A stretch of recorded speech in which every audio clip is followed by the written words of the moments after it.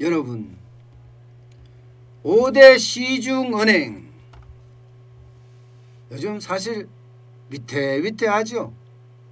이게 돈을 벌을 수 있는 그 환경이 계속 나빠지고 있어요. 5대 시중은행 입장에서. 은행이라는 게 돈 빌려주고 거기에 이자 받는 게 은행이잖아요. 그래서 예대 마진이 커지면 커질수록 이득이 되는 게 요즘 은행의 추세인데 여러분 알다시피 기준금리가 얼마입니까? 기준금리가 0.5%입니다. 0.5%. 그러니까 은행이 정기적금을 많이 받아도 재미가 없어요. 재미가 없어요. 여기에다가 정부가 지금 대출 규제를 얼마나 했습니까? 사실 은행의 핵심 이익을 내는 요소라고 이야기하면 주택담보대출이거든요. 그런데 이 주택담보대출까지도 몇 차에 걸쳐서 다 묶어놨어요. 그러니까 은행이 지금 사실 쓸 자리가 있나 이런 이야기까지 할 정도예요. 여기다가 신용대출은 또 어떻게 됐어요? 고신용자에 대한 대출을 다 줄였죠. 이 고신용자도 은행 입장에서는 굉장히 좋은 매출 요소입니다. 은행이나 변호사나 의사들한테 신용대출 상한선까지 대출을 하면서 이자 계속 꼬박꼬박 받아 먹으면 진짜 좋다 이렇게 이야기를 했었거든요. 여기다가 핀테크가 출연하면서 이게 금융사들의 이익을 오히려 그들이 나눠 가져간다. 금융사들이 5대 시중은행은 핀테크를 진출하고 싶지만 규제가 많아서 진출을 못하는데 이게 은행들 입장에서는 핀테크한테 밀린다. 이렇게 보니까 어떻게 돼요? 풍선 효과가 일어나는 거예요. 풍선 효과. 도저히 국내에서 사업 못하겠다. 도저히 사업 못하겠다. 실제로 보면요. 5대 시중은행 이익이 많이 떨어집니다. 이익이. 상반기만 하더라도 거의 15% 넘게 떨어졌고요. 4대 금융지주의 순이익도 마찬가지 작년 대비하면 굉장히 많이 떨어졌어요. 작년 대비하면. KB도 조금 올랐죠. KB는. 신한은 많이 떨어졌습니다. 신한은 그죠? 신한은 굉장히 많이 떨어졌어요. 거의 이게 얼마예요? 10조죠. 10조. 아니, 1조네 1조예요. 1조. 1조에서 3분기 순이익 1조에서요. 9,247억 원으로 신한은 떨어졌잖아요.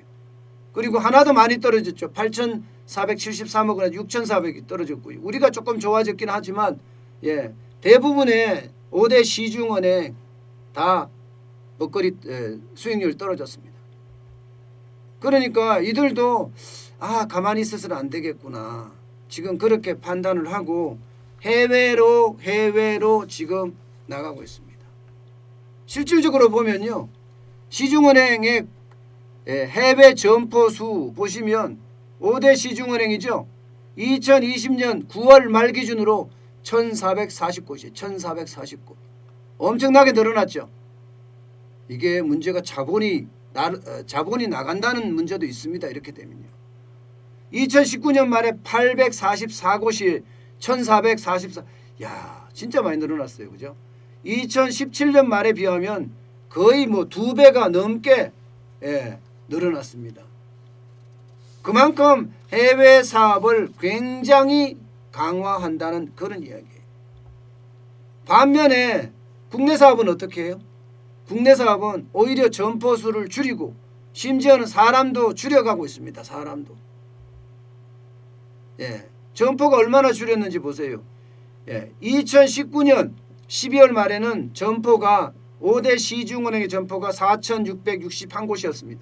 그런데 2020년 3월 말에 가면 4,589곳이에요. 확 줄었죠.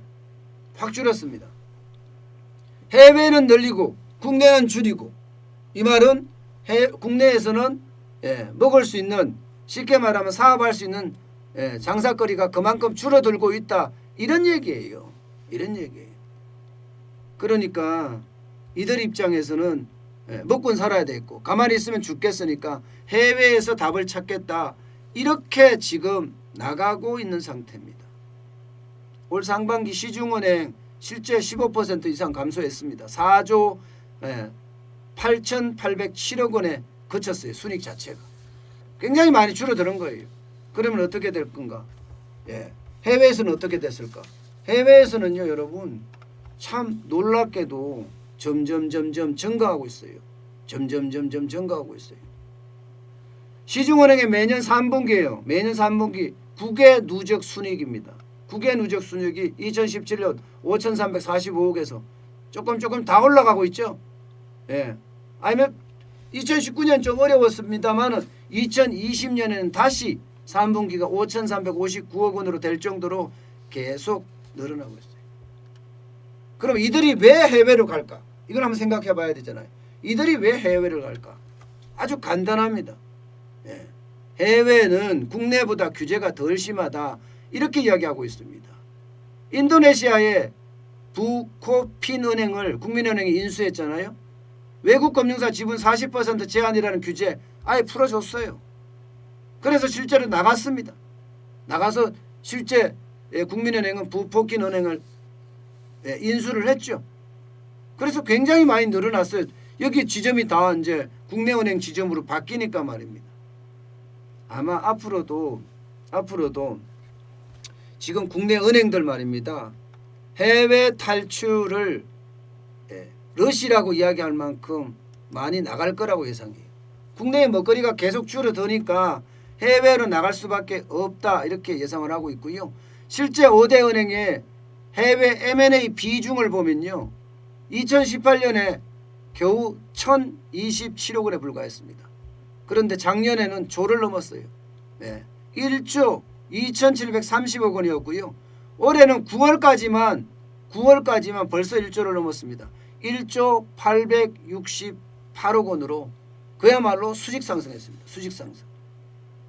결국 정부가 계속 규제하니까 여기서는 먹거리는 없고 순이익은 내야 되겠고 안 그러면 버틸 수는 없고 그러니 어떻게 된다? 바로 해외로 가는 거예요. 해외로. 이게 보면 지금까지 우리가 예를 많이 이야기를 할 때 리쇼링이라고 얘기했잖아요. 해외의 기업들, 공장들을 국내로 유치하겠다. 쉽게 말하면 국내 기업 해외 공장 국내로 들여오겠다. 이게 리쇼링의 정책입니다. 문재인 대통령이 이야기를 했어요. 그런데 무슨 지금 성과가 있나요? 아마 3주년 특별 기자회견에서 아마 이야기를 했던 걸로 아는데 아무 이야기 없어요. 아무 이야기 없어요. 그러니까 점점 더 제가 봐서는 많이 어려워지는 그런 모양새로 가는 것 아니냐.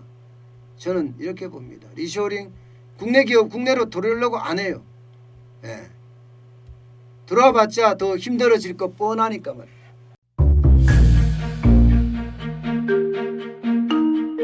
세종대왕과 샤넬 넘버5 벤츠 자동차의 최고급 기종인 마이바흐의 공통점을 아시나요?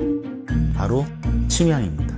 침향이란 동남아시아에서 자생하는 침향나무가 상처를 입었을 때 스스로를 보호하기 위해서 분비시키는 침향나무의 진액입니다.